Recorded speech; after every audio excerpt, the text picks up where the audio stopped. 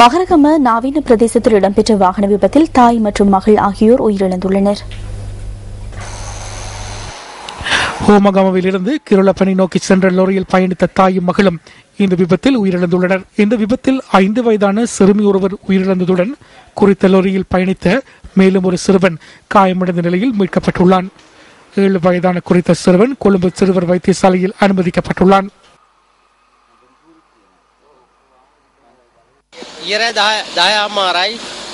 நேற்றிரவு 10:30 மணியளவில் வாகனம் ஒன்று வந்தது. சற்று நேரத்தில் மின்சார தூண் ஒன்றில் வேகமாக மோதியது. மறுபக்கமாக அது தடம் புரண்டது. நாங்கள் 20 பேர் குறித்த இடத்தில் இருந்தோம். அவர்களை மீட்க முயன்றோம். எம்மால் முடியவில்லை. 2 மணித்தியாலமாக மிகவும் சிரமத்துக்கு மத்தியில் அவர்களை மீட்டோம்.